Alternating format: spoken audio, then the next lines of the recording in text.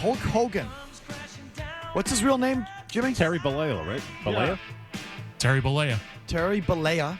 At 71 years old, Jimmy Stewart is our resident wrestling guru. Jimmy, your thoughts? Didn't see it coming, although Bubba the Love Sponge, who used to do a radio show down in Tampa with Hulk. Can I just stop 1 second? Yeah. Because I've heard you say this a couple different times. Bubba the Love Sponge, if I'm not mistaken, didn't Hogan have an affair with his wife? That's correct, yes. Yes. Yep. And they're still best buds? They are not. Oh, okay, go ahead. But because he's mobbed up with the people in Tampa, he had been putting out TikToks that Hulk Hogan was on his deathbed and had been for a little while.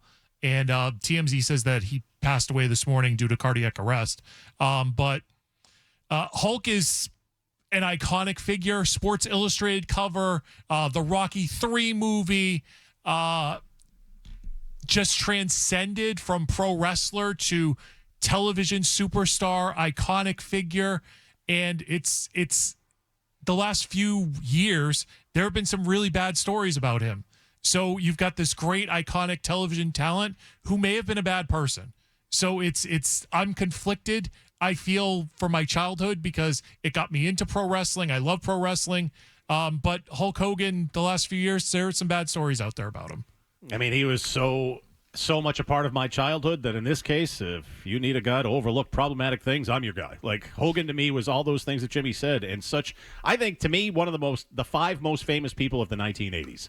And it wasn't just about wrestling. He became this crossover star. And some of those events I went to at the Boston Garden, which you were probably also at, Jimmy, wrestling heavyweight title matches against Killer Khan, Kamala. Some of these Mr. Wonderful, Paul Orndorff, Rowdy Piper, Andre the Giant at WrestleMania 3 is a big one, Macho Man Randy Savage, just all these iconic moments and matches. And the big detail about Hogan is he was the mega good guy of the mid to late 80s. And then as Hulkamania was kind of fading out, in the mid to late 90s, he became the ultimate bad guy for a different company.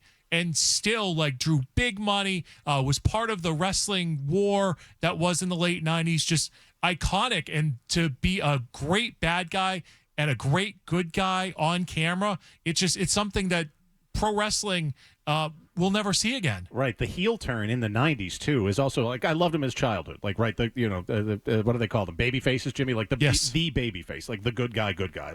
Eat your vitamins, the pythons. And he took a lot of vitamins, brother. Oh, yeah. Slam and Andre, loved all that. But the heel turn, when he goes to the NWO, was hysterical. And that also got me back into wrestling. So I was just going to say, Jimmy, correct me if I'm wrong, but didn't he sort of lead the new era or the modernization of pro wrestling? Absolutely. He came.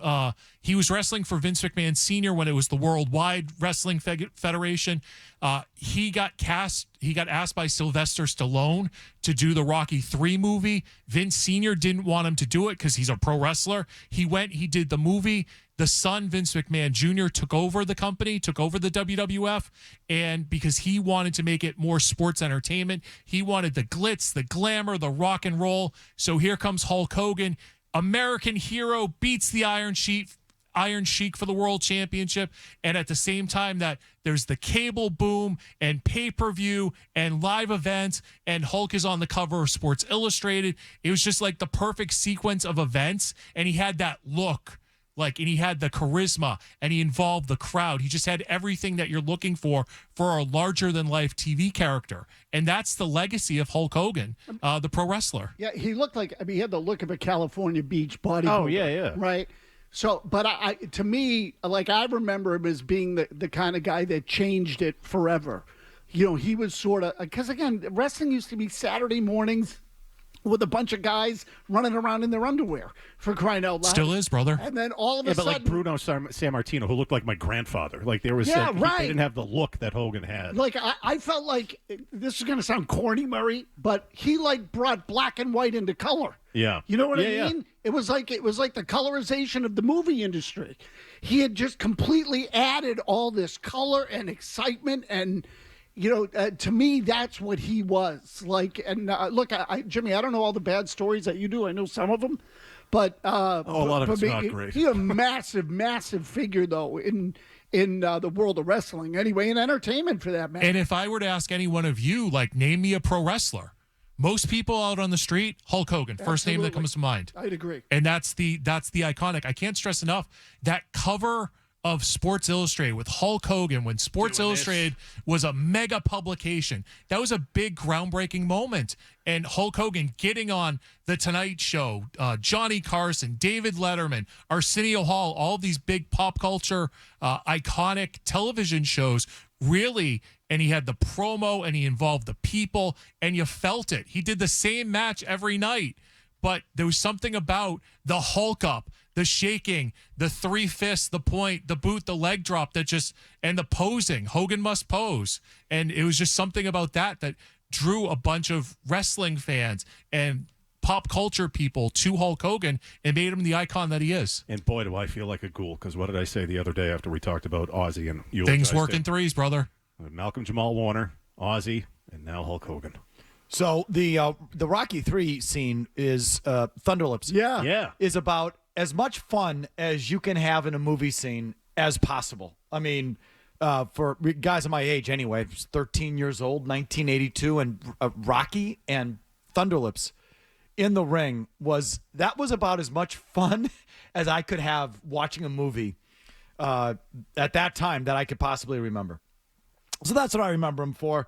But either way, it's another huge, giant passing. Whether you're a wrestling fan or not, whether you're a heavy metal fan or not, these are figures that transcended what they did, and they did it for a long, long period of time at an elite level. And if you don't respect it, you got something wrong with you, whether you liked it or consumed it or not. And so another one, rest in peace, Hulk Hogan.